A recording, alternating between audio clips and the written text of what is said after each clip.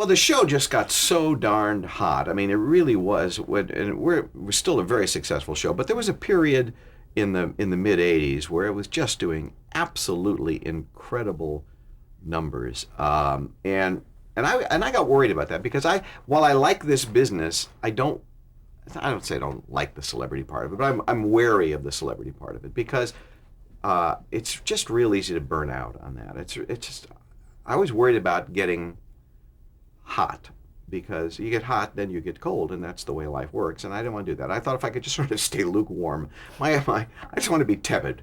Yeah. So I got a call one day. People Magazine wanted to put me on their cover, and I don't know. I didn't want to be on the cover of People Magazine. I don't know why I was. I mean, I'm not that standoffish, but I just thought I don't want this. This is going to be a pat thing, and I don't want it to be.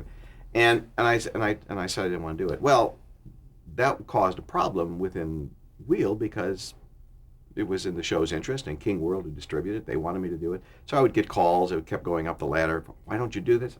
I'm sorry. It's no disrespect to the show. If they want to do a story on the show, that's their privilege. I don't own the show. I have no control over that. I'll talk to them if you like. I just don't want to be a cover boy for people. So, in fact, at one time, the reporter, I get a knock on my dressing room door, and our producer comes in with a woman reporter who said, she's here for your interview, for your cover thing. And it turned out this writer told our producer I had agreed to, I've come, and her thinking was once she got in, I would be embarrassed to say I don't want to do it. Well, I wasn't embarrassed to say I didn't want to do it, and I didn't do it. Anyway, the point of it all is Merv Griffin calls me now. Finally got up to Merv, and I knew it would. And he called and said, pal, what's going on? What's going on with People? I said, and I explained how I felt about it. He said, well, don't worry about it. You don't want to do it, don't do it. Do whatever you want to do. And that was it. So it ended there when I got to Merv. And I think I think Ivana ended up doing the cover, which was great for her. And then I think there was a Newsweek cover after that. It was covering the phenomenon of the show. And celebrityhood is a funny thing. You can't control fame because that's just recognition. I mean, if you're on the air long enough, people will know who you are. One of the biggest stars in television in the 50s was someone named J. Fred Muggs, who was a monkey. In fact, I think TV Guide still has the J. Fred Muggs Award based on him. And he was popular because he was on the Today Show every morning.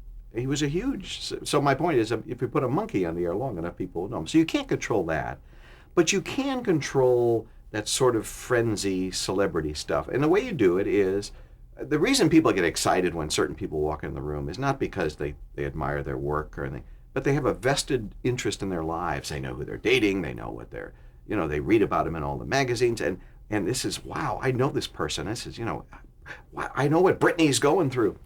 And I think you can control that to some degree. And I've always, so Van and I have been a nice balance that way. She's more, and there's nothing wrong if you want to have that mania thing going, because she could handle it better. I don't think I could have handled it as well as she did. Not that it would have necessarily happened the other way. So, but we're a good balance that way because she deflects a lot of that stuff, which I like, and I can go about doing my show and not worrying too much about it. It's not humility. It's not, I understand that television's a very public medium, but again, I like being able to go to the grocery store, and while I'm recognized, it's not a frenzied recognition. They let me buy my cream cheese and leave. They say, hey, hi, Pat, how you doing? And it's a very comfortable thing. It's not as if, Brad Pitt just walked in the room and they want to rip your clothes off.